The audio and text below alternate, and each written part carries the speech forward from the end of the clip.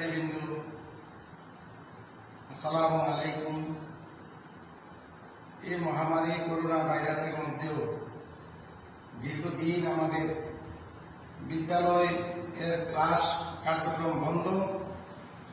তাই সরকারের নির্দেশনা মোতাবেক আমরা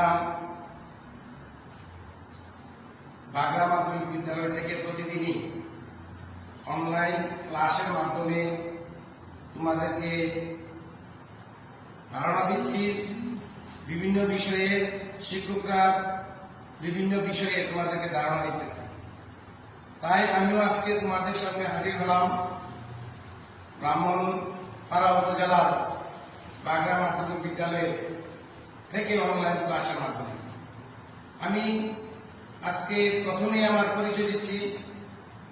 আমি মোহাম্মদ মাহফুজ মিয়া, সহকারী শিক্ষক সামাজিক বিজ্ঞান, বাগড়া মাধ্যমিক বিদ্যালয়, ব্রাহ্মণপাড়া, কুমিল্লা। আর আজকে তোমাদেরকে যে ক্লাসটি আমি আলোচনা করব সেই ক্লাসটি হচ্ছে নবম ও দশম শ্রেণী। নবম ও দশম শ্রেণীর জাতিসংঘ ও বাংলাদেশ যে অধ্যায়টি আছে সেই অধ্যায়টি নিয়ে আলোচনা করব। যেহেতু অধ্যায়টি অনেক বড়, তাই আজকে আমি প্রথমেই তোমাদের সামনে আলোচনা করব শুধু জাতিসংঘের অংশটা। জাতিসংঘ আসলে কি আমরা জানি, পৃথিবীতে অনেকগুলোই আন্তর্জাতিক সংস্থা আছে। তারপর সবগুলো সংস্থা কিন্তু সমান গুরুত্বপূর্ণ নয়।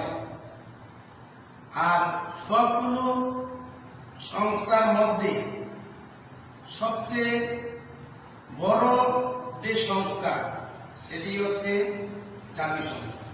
এছাড়াও আরো সংস্থা আছে, যেমন ওআইসি আছে, আমাদের দক্ষিণ এশিয়াতে একটি সংস্থা আছে সার্ক, তারপরে নেম, কমনওয়েলথ, সাপটা, এরকম আরো অনেক, নেটু, এরকম আরো অনেক সংস্থা আছে। কিন্তু সবগুলো আন্তর্জাতিক নয়, কিছু আছে আঞ্চলিক।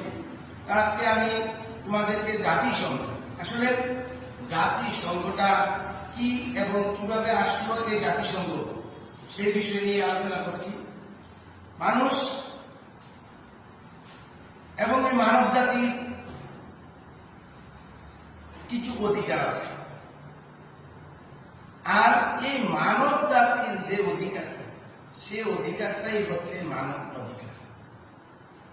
মানবাধিকার ছাড়া মানুষ চলতে পারে না। আর মানব অধিকার হচ্ছে তাহার জীবনের প্রয়োজনীয় সুযোগ সুবিধা পাওয়ার যে অধিকার এবং সুযোগ সুবিধা পাওয়া, সেটাই হচ্ছে তার মানব অধিকার।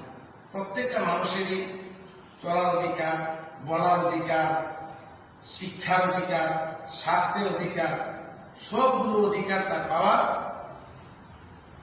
সুযোগ সুবিধা পাওয়া তার অধিকার আছে। আর আমরা জানি এই অধিকার পেতে গিয়ে বিগত শতকে দুটি বড় বড় যুদ্ধ সংঘটিত হয়েছে। একটি হচ্ছে প্রথম বিশ্বযুদ্ধ, যেটি সংঘটিত হয়েছিল 1914 সালে, এবং এই প্রথম বিশ্বযুদ্ধে যে ধ্বংসলীলা মানুষ দেখেছে, সে ধ্বংসলীলা দেখে মানুষ আতঙ্কগ্রস্ত হয়ে গেছে এবং তারা যুদ্ধের প্রতি একটা অনীহা এসেছে।